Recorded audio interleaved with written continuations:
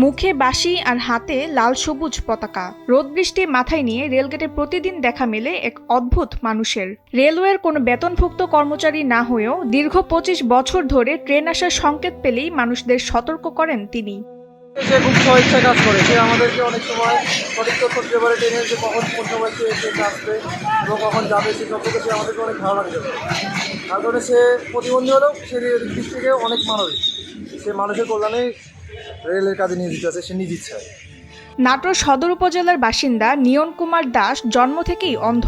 ছোটবেলায় কয়েকবার অপারেশনের পর চশমা পরে সামান্য দেখতে পেলেও মাথার সমস্যার কারণে তিনি এখন বুদ্ধি প্রতিবন্ধী। তবে সকাল থেকে বিকাল পর্যন্ত ট্রাফিক নিয়ন্ত্রণ করে নিয়ন এখন স্থানীয়দের কাছে এক প্রশংসিত মুখ। তাকে এই কাজ থেকে বিরত রাখা অসম্ভব, কারণ বাধা দিলেই কান্নাকাটি শুরু করেন এই কাজ পাগল মানুষটি।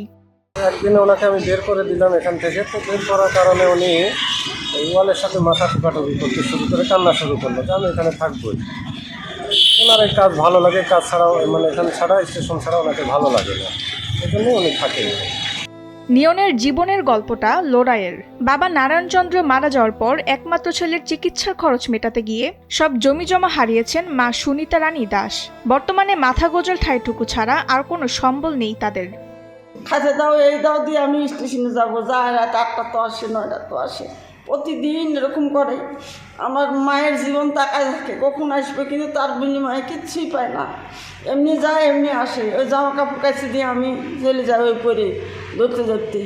আমি কিছু দিই, হাত খরচ গাড়ি ভাড়াটা দিই আমি। নাটোরের ভারপ্রাপ্ত স্টেশন মাস্টার জানান, নিয়ন স্টেশনের কেউ না, সারাদিন গেটেই থাকেন এবং গেটেই খাওয়া দাওয়া করেন।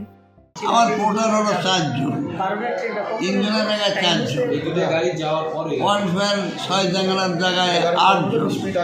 এখানে ওদের দরকার হয় না, আসেও না, এখানে বেশিরভাগ গেটেই থাকে, গেটেই খায়, গেটেই সব কিছু।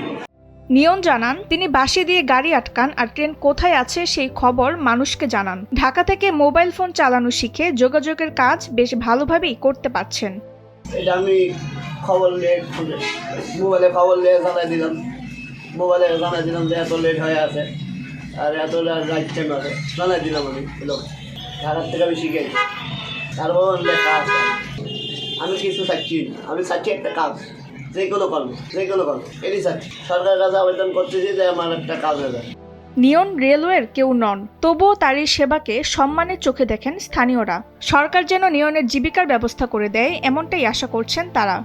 সে একটা প্রতিবন্ধী, যদি সরকার যদি একটু সহানুভূতি তাকে দেখায়, তার জীবনটা অন্তত সচ্ছল জীবনযাপন করতে পারে। সে কিন্তু অনেক দক্ষ, এই রেল গেটের যে পরিচালনা করে মোটামুটি মাঝে মধ্যে ভালোই সুন্দর পরিচালনা করে।